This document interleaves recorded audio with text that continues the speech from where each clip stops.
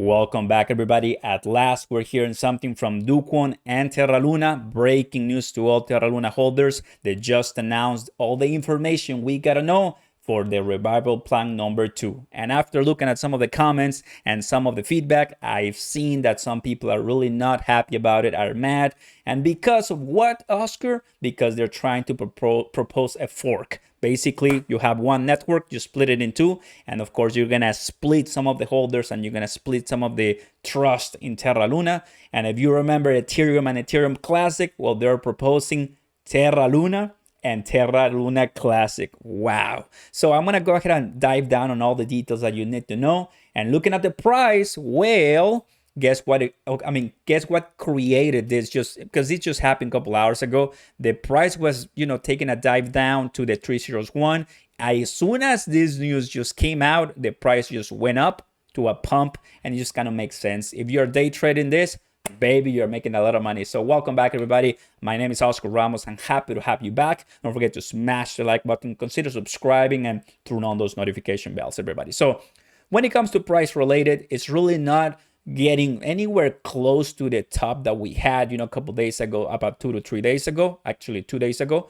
And people buying right now Terra Luna at these prices on Coinbase Pro, on KuCoin, and in other different exchanges. I am sure they're doing it. And if you guys want to do it, go for it, make a bunch of money. My position that I created at 303 is still there. If I get back, man, I can make my money back and just continue with this. Just a nice gambling experience. This is not financial advice. I'm sure that these prices of Terra Luna are risky and nothing tells us that they're going to be increasing, right? But this is what's happening. Dogecoin starts by saying Terra is more than UST. UST, the stablecoin here in the United States for this country. And it has been inspiring to partake in the dynamic discourse regarding the best next steps for this project, taking the feedback from most of the community, right? And they go about currently these key precepts underpin most schools of thought. So the lunatic community is unparalleled in its passion. The builder talent pool is broader, right? And the Terra blockchain is incredibly robust and attested by recent events. So if it was that robust, then why did it fail? A lot of people are going through that. Now, there's a bunch of questions and we need much more clarity from Terra Luna. For example, on this question, which is very, very valid. What does this mean for people who hold Luna in exchanges? And while he's saying Dogecoin, we're working with major exchanges to have an airdrop supported. Now, why is he referring to an airdrop? Well, welcome to the Terra ecosystem revival number 2. It is exactly what's going on right now. So this will be a living document to coordinate the fork with the community. It does seem that they're taking this step forward. There's nothing really concrete yet, if passed. So it has to pass through the Terra Luna community. It seems that it's still there pending and getting approvals, right? So the Terraform Labs put up this proposal. So what is this about? So while UST has been central narrative to the growth of Terra Luna's story, the Terra ecosystem and its community are worth preserving. So they're trying to preserve, the entire project in this case, but with a fork, there's going to be a lot of people very unhappy. I can read it already. So the UST peg failure, it's Terra's DAO hack moment, a chance to rise up new from the ashes. So here's a summary as far as what they are proposing, everybody. Take a look at this.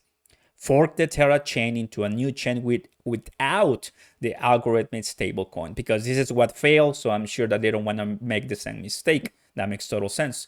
The old chain can be called Terra Classic, what I've said early in the beginning. And then the new chain can be called Terra. The token Luna, that's pretty much what we're using right now. So the old change, the old Luna, our Luna might change its name to Terra Classic, which is going to be LUNC. And there's going to be a new project, a new chain fork that is going to be that Luna that he's proposing at 1 billion supply. Okay, so that is, a couple of the updates that he's saying here, that Luna will be airdrop across Luna Classic stakers, Luna Classic holders, residual UST holders, and much more. So the new Luna, he wants to drop it to the people most affected.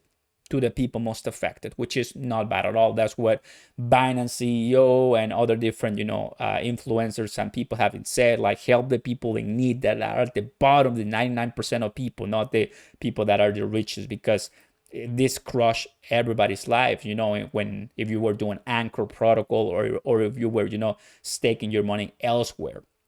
Allocate a large portion of the token distribution to number one, provide an emergency runway for existing Terra dApps developers, the people who were working in this project, and two, align interest with the long-term success of the ecosystem and the network security to be incentivized. Not bad at all. That's pretty good. Token staking rewards at 7%. I like it. It's pretty good. As you move on here, right? As you move on here, we kind of take a look at the token distribution. So essential app developers looking to join should signal public support for the fork on Twitter and social channels. The reason why, I guess, is because, I mean, you're going to see some of the comments out there. They don't like it because they're not really putting too much emphasis on the existing UST. And all the UST that people have lost, the $1 that should have been $1 as a stable coin, it's no longer $1, and people are losing money on that. Terra Luna is one thing, right? If you have it, but the UST that people would expect it to be $1, it seems that it's just no mention so far. 25% to community pool, 1% to developers, 4% to essential developers, 35% to bonded and unbonded, and 10% to Luna holders, and 25% to UST holders in the launch snapshot, 10% unlocked at Genesis. So for the new project, right? So some technical details for this Revival 2 plan, not bad at all, and roles and responsibilities and the timeline. So if this Revival plan 2 gets accepted, this is going to be the timeline for this Terra Luna. The announcement is out, which is probably for their time zone is already today, the 17th. For us here is the 16th. Then the governance proposal out, so people who want to support this cause, they have to go there and vote. Then the Terra core, the core releases its cut, network launch instructions, then essential app on the 25th, Genesis file created on the 27th, and the network launch on the 27th too. So they're really putting this so fast, and they're trying to let everybody know what's happening. Terra Luna is gonna be a major player right now in this month, May 2022. Everybody's gonna be talking about it because there's a lot of people in need that require some type of help, and this airdrop will be really well for them. But for the people that got in prior to the attack and everything, some people are saying, well, does it mean that we're not free to sell our UST, as there will be no compensation to the current people that are holding the UST at a really, really low price because they're focusing on Terra Luna? And well, as a UST holders of nearly 250,000 pre-attack, I will be diluted by those buying UST for 0.10 post-attack and pre-launch. Why isn't there a snapshot for the pre-attack for UST like there is for Terra Luna? What I'm saying right now. So focusing on Terra Luna, not really for UST. That's really what people are not liking right now. No one wants a fork. Just burn the current Luna and fix the current algorithm to get back to the UST peg. That is, what I think a lot of people want. But it's already so diluted for the price of Terra Luna that oftentimes it will make no sense. And there's also one thing about UST holders that want to know. The Terra project just tweeted this 4 hours ago from a tweet from the Luna Foundation.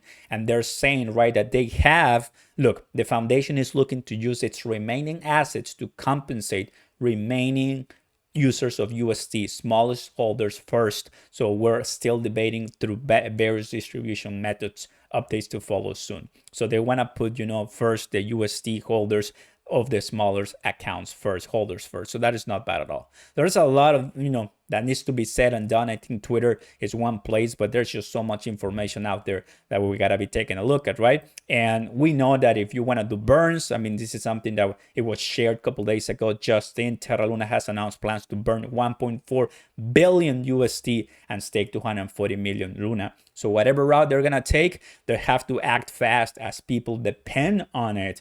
Not only just to have a massive, nice blockchain with robust systems, as they claim, but because literally need some type of help, and that it seems what Terra Luna is trying to do right now.